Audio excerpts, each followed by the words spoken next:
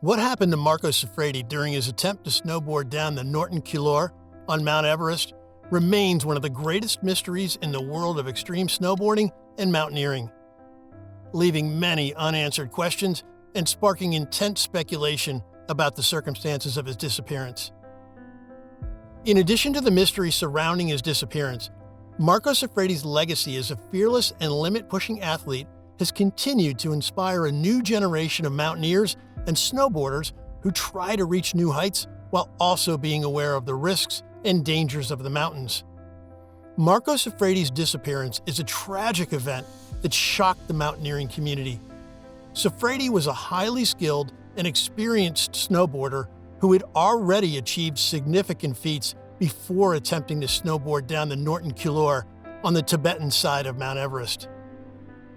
Siffredi was a French snowboarder who, despite his early age, had already achieved a great deal in his life, including the distinction of being the first person to snowboard down the summit of Mount Everest.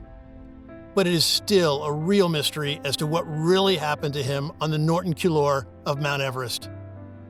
Siffredi decided to take on a new obstacle in the year 2002. His goal was to snowboard down the Norton Couloir, which is located on the Tibetan side of Mount Everest. There are sections of the Norton Couloir that are as steep as 60 degrees, earning it the reputation as one of the most treacherous and difficult climbs on the mountain. Even for someone with Siffredi's level of experience and expertise, the attempt may be described as audacious. Siffredi and his climbing partner, Jean-Christophe Lefebvre, left Advanced Base Camp on September 8, 2002, with the intention of reaching the peak of Everest. As Siffredi planned to snowboard down the Norton Couloir, Lefebvre would descend the mountain using the standard route on the southern aspect of the mountain. Lefebvre reported that he had last seen Siffredi when he was approximately two-thirds of the way down the Couloir. The events that took place after that are still a mystery. Siffredi's body was never located, despite the fact that a thorough search was conducted. It's thought that he died after falling to his death while attempting the descent. However, the specifics of what caused him to fall remain unknown. The search party consisted of some of the most accomplished mountaineers and Sherpas in the world. However, they were unable to find Siffredi's body or any of his belongings, including his equipment. The enigma surrounding Siffredi's disappearance has given rise to a great deal of conjecture and many different hypotheses regarding what might have occurred to him. Some people think he may have been buried by an avalanche or that he may have slipped and fallen on hazardous and steep terrain.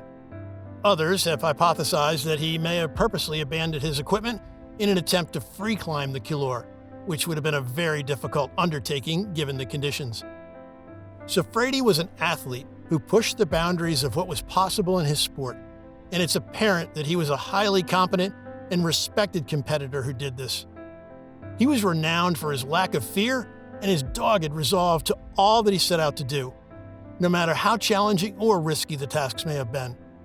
His disappearance was a terrible blow to the snowboarding and mountaineering communities, but he'll always be remembered as an athlete who was fearless and an inspiration to others. The very boldness of Siffredi's attempt is one of the things that makes this incident so remarkable.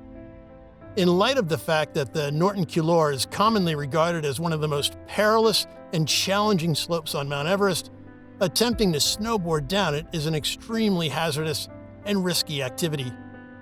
The fact that Siffredi even considered attempting a feat of this magnitude is evidence of both his bravery and his dogged determination as an athlete.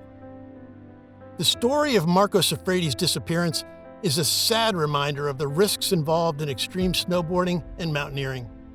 It also shows how determined and brave humans can be when faced with difficult challenges. Even though the circumstances of his disappearance are unclear, Siffredi's memory continues to inspire us to push ourselves to new heights and never give up on our dreams. We should always remember to respect the dangers of nature and be cautious when we attempt to conquer it. If you enjoyed this video, be sure to give it a like, subscribe, and turn on the notification before leaving. Thanks for watching.